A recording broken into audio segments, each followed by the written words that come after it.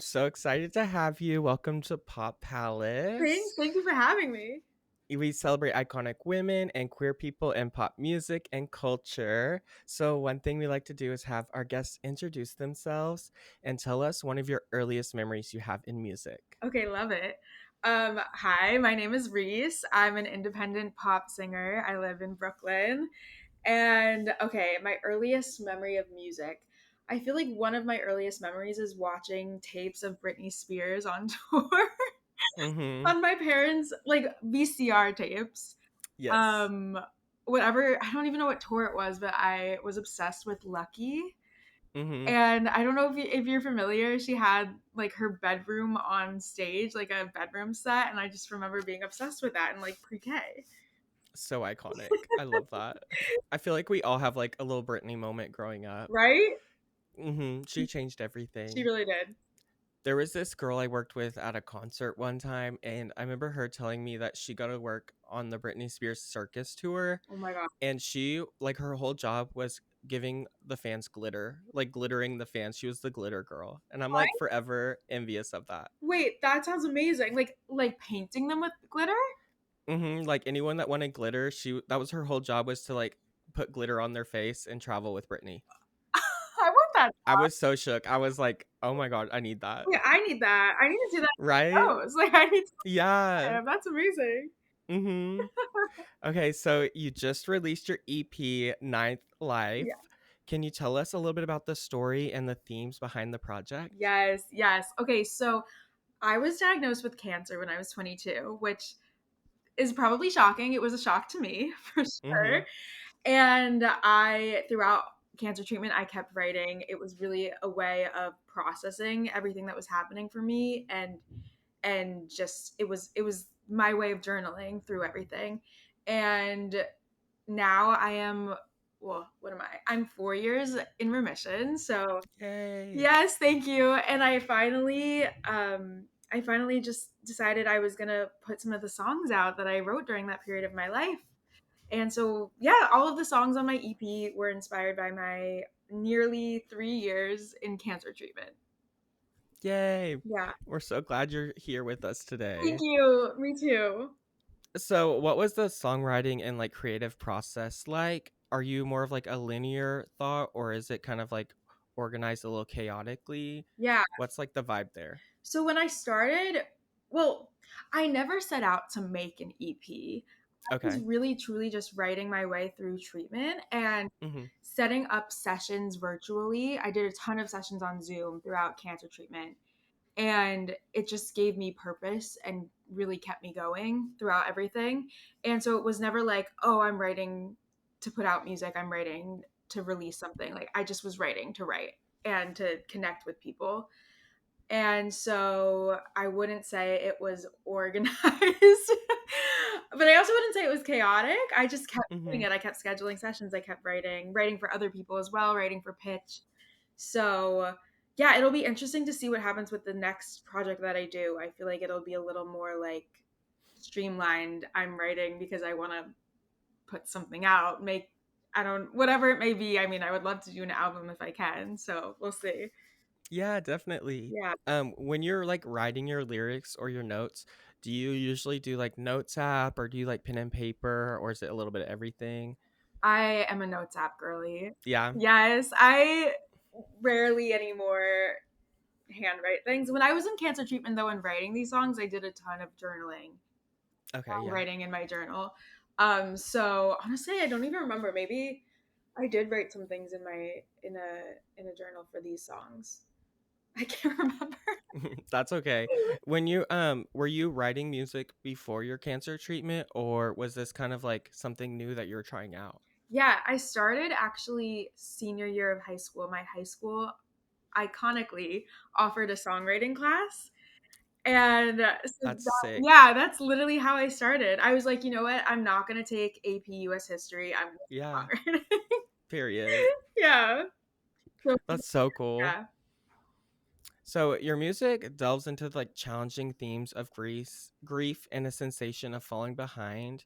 Was releasing this project liberating to express those emotions publicly, or did you ever have any fear of like judgment or how other people may receive this project? That's a good question. A part of me definitely is always afraid of judgment. Mhm. I'm, I'm no stranger to that, but I will say it has been definitely liberating writing the songs and getting to play them for people and share them with people. It definitely does feel it's vulnerable and it's always scary, but it's also really rewarding to get to own my own feelings, Mhm. share them with people, and realize that I'm not the only one that feels that way. Yeah, definitely.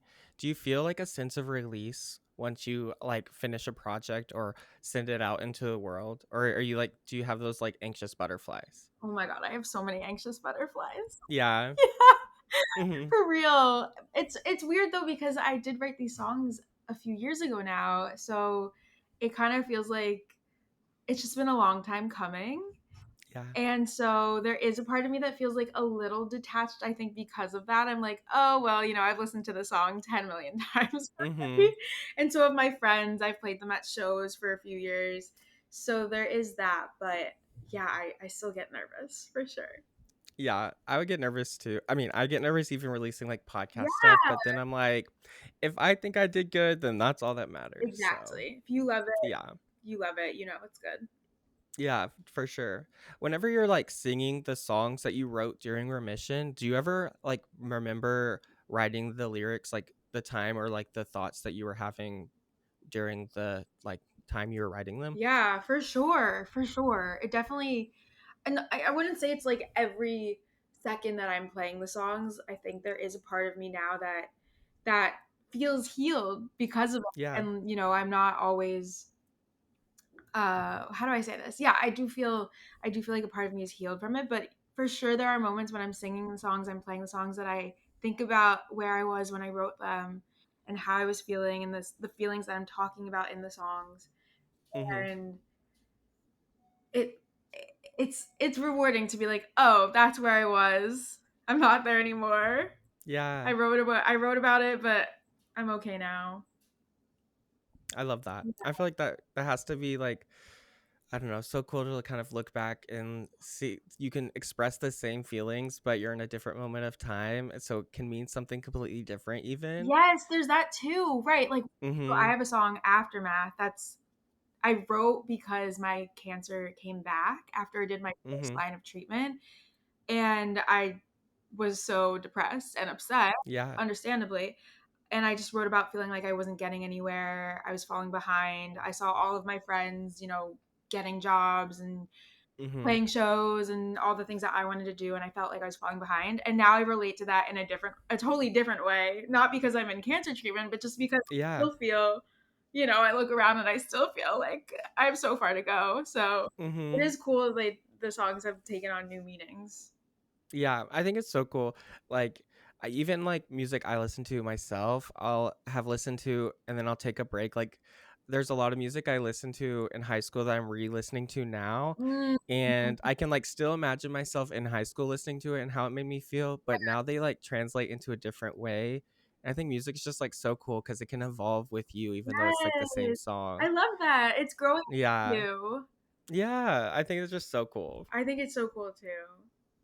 So, how did Community Kickstarter support the influence of Ninth Life's creation and release? Um, what was that like having community support and kind of outpouring of love to fund this project and give you like inspiration? Yeah. Just can you talk a little bit about the Kickstarter? Yes. Yes. So I made a Kickstarter last January to fund this EP, and it was literally funded within 24 hours, which I honestly still can't believe. That's insane. Yeah, it is crazy to me. It's crazy. I thought about doing a Kickstarter years before. And I was Mhm. always like, I shouldn't do that.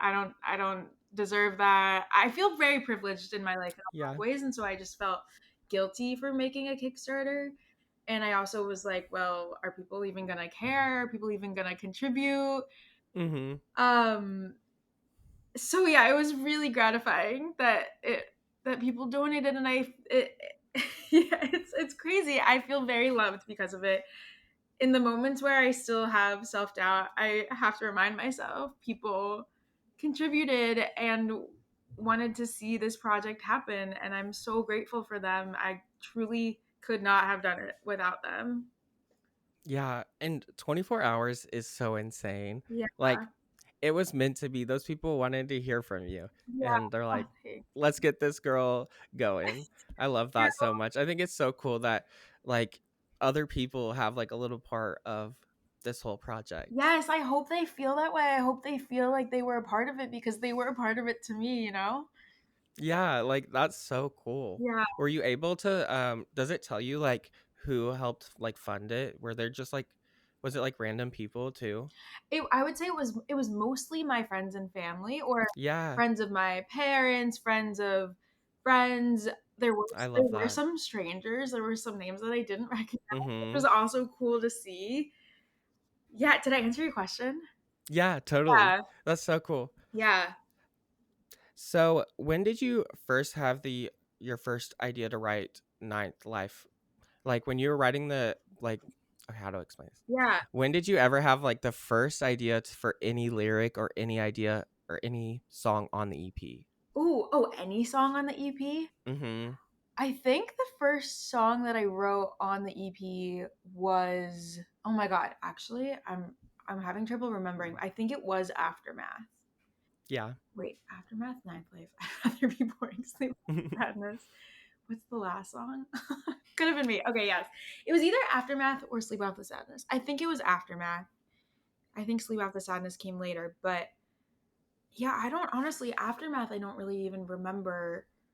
I think I got the news that I had relapsed, Mhm. and I just started writing one day. I don't know. I was really truly I was just depressed, and I spent a lot of time alone in my apartment because I was stuck in cancer treatment. I wasn't working, Yeah. and I had to move back home with my parents. I didn't have a lot of friends in the area, and I just spent a lot of time alone, and so writing was kind of my solace. And I Mhm. just started writing, and I didn't necessarily know what I was writing or where it was Yeah. going. I just was writing my feelings down. Yeah. That's a lot. And Yeah. I'm that's a heavy story Yeah. honestly. Being alone even just as like someone that's never had any illness like that Yeah. can be saddening, and then plus having the isolation of going through something that not everybody experiences, much less people your same age, that can be so isolating. And Yeah. That's very um empathetic of you to say. Yeah. no, like, I can't imagine. Sometimes this is, like I'm not comparing myself at all, but, like, Yeah. I'm a queer person in the middle of Oklahoma, and so sometimes I feel isolated in, like, a different way Yeah. because I don't see a lot of people that like me, but Right. that's why I started the podcast because 'cause I'm like, I can reach out to people around the world. We're all connected even though if we're not in Right. the same little town, I so love that. I do feel like at the end yes. of the day, it's like it's the same feeling of isolation and not seeing, like, I felt the same not being able to see other people my age going through the same thing. Yeah. You just feel so alone in that. Mhm. But that is the beauty of the internet, Yes, right? and too, like, when I've been at my very lowest, it happens to bring out the creativity. Yeah. Like, when I like, being really vulnerable down, like, Yeah. 2021 when I was, like, so depressed, laying on the floor watching the ceiling fan turn for hours, Yeah. and then I would have, like, a little notion of, "Wait, I should create something." Mhm. And then I get those juices flowing, and it slowly helps with my depression, and I have all this creativity. Yeah. And so, there's even something in, like, the sadness that you can get out of it. Yeah. I love that. What did you create? I was doing a lot of collaging and, Mm. like, making little mood boards for myself, Yeah. and now I still have them up in my house. I've moved, and I'm, like, eh, the best I've ever been, but I can, like Yeah. there's one right here. I can, like, look back at my collages and be like, Oh. "I remember the time and space that I made those." I love that you can look back and be like, I was very depressed and now I've Mhm. come so far. Yeah. That's beautiful. I love that you also you made something out of your depression. Yeah. Yeah. I think it's so powerful. Yeah. So, how important is your music translating into a live experience versus just like a streaming experience. It's so important to me. I Yeah. bet do you feel the same, like, going to shows? It's like when you go to a concert and you see your favorite songs live, that is the best feeling in the Mhm. world, you know? Yeah. Like, I want that. It's the best. Yeah.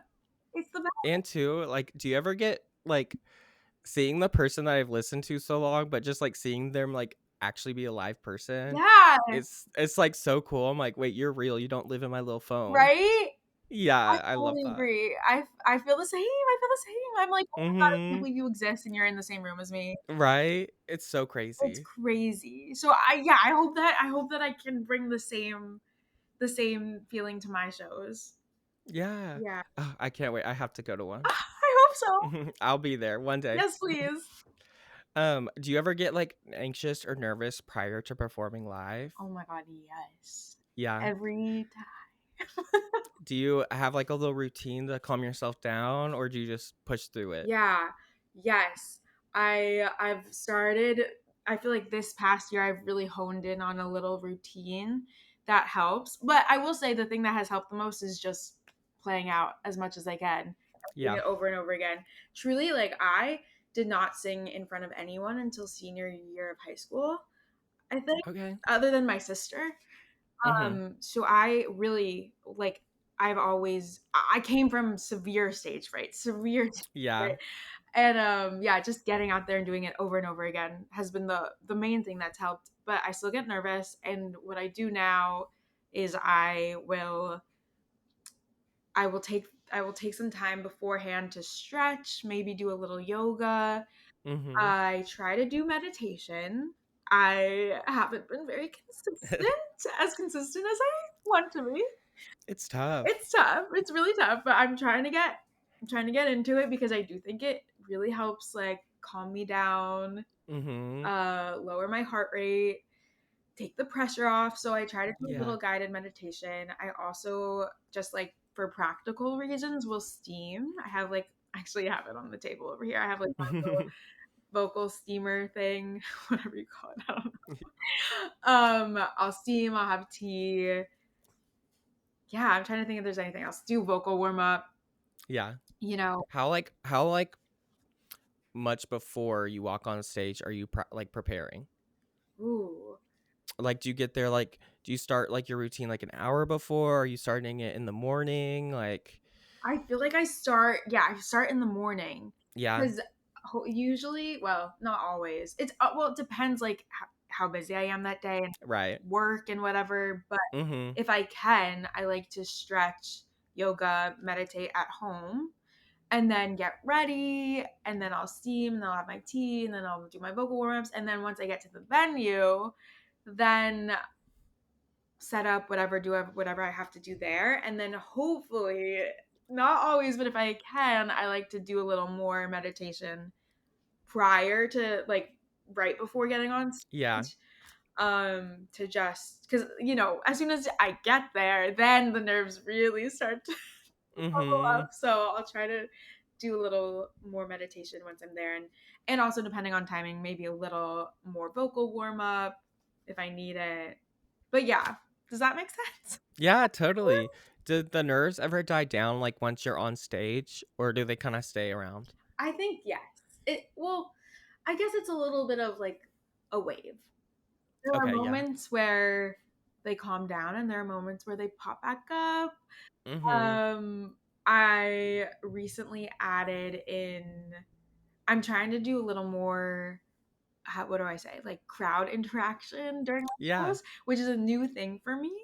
And so like my last show um well, this wasn't even me. My last show, people started putting their hands in the air during a section of a song. Yeah. And mentally, I wasn't prepared for that. And I was like, Mhm. whoa. And that kind of made me Yeah. excited and nervous. I was like, wow, people are putting their hands in the air. Whoa. Uh, I don't know where I was going with this thought. That's so cool though. Like they're like actually into the music. They're like it's not like a passive audience. They're Yeah. interacting backwards and like I don't know.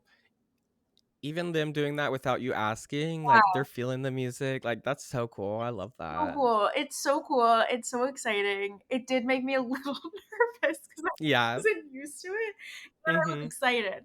But you know what? We're getting there. We're getting there. We're getting Yeah. I love it.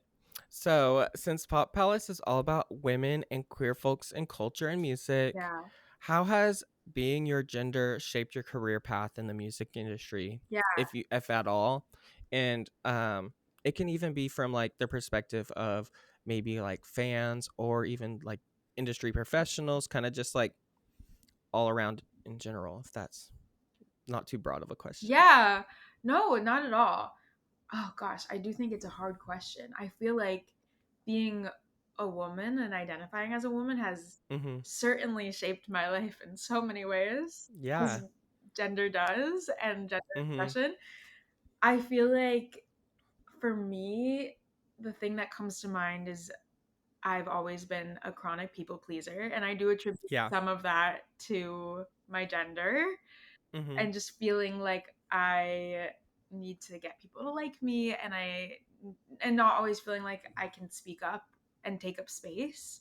Yeah. So that's been a perpetual struggle and journey for me learning to own my voice Mhm. literally and metaphorically Yeah. um in sessions and just when I'm dealing with other people in the music industry, even just like the venue owners Yeah. when I'm trying to figure out show logistics, I feel like it's certainly taken me some time to learn to speak up and really take charge of my music and my project and just be the boss in Yeah. the room. You know what I Definitely. mean? I've also heard do you ever get people asking you if you write the music yourself? Because I Mhm. found that, like, more women get questioned on if they actually wrote their own music versus, like, the men. A lot of people just assume they did it, Mhm. and I feel like it's actually a lot more times there's a lot more women songwriters making the hits and just women writing music in general.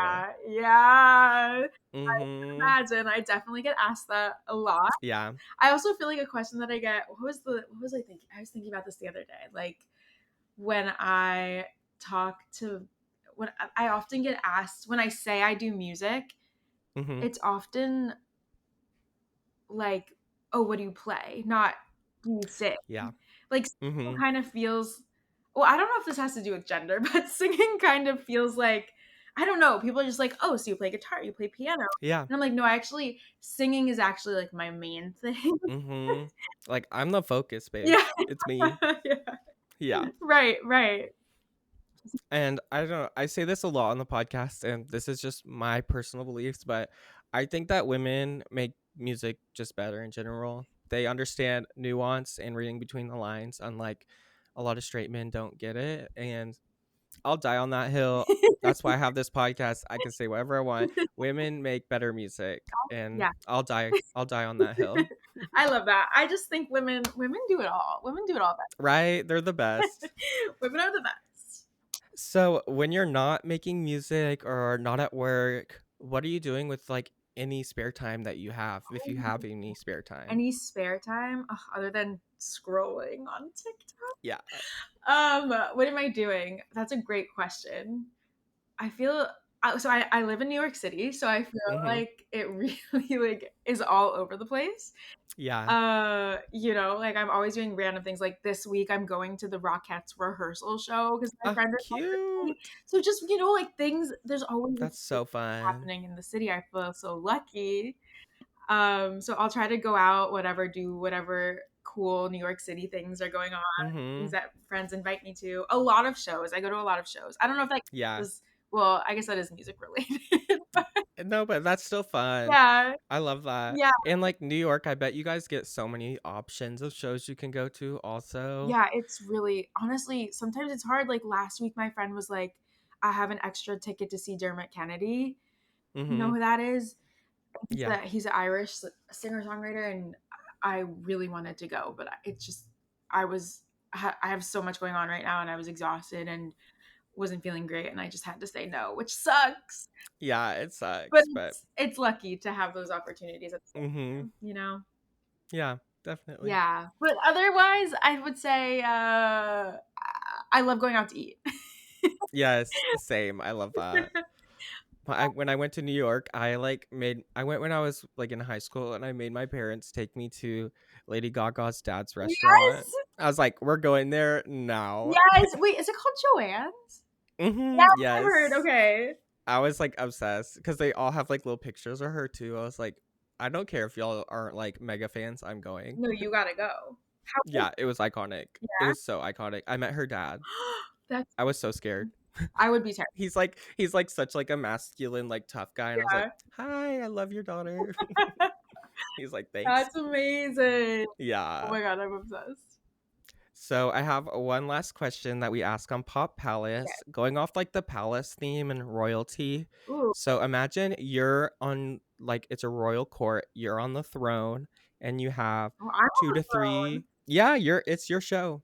Okay. So you have like two to three musical idols or influences around you. Who would you pick? Okay. This is such a hard question. I know, right? And two, I also say that mine change like weekly to monthly, so it's not like set in Okay, stone or that makes anything. me If feel that better. That makes takes me the feel pressure better. off, yeah. Yeah. Because okay, in my head, I have like two. Can I have? You can do as many as you want to. I don't care. Okay, I feel like I have Yeah. two different courts in my head. Okay, perfect. I love that. One of like my all-time like growing up people who influenced me heavily, which would be Yeah. like I was obsessed with.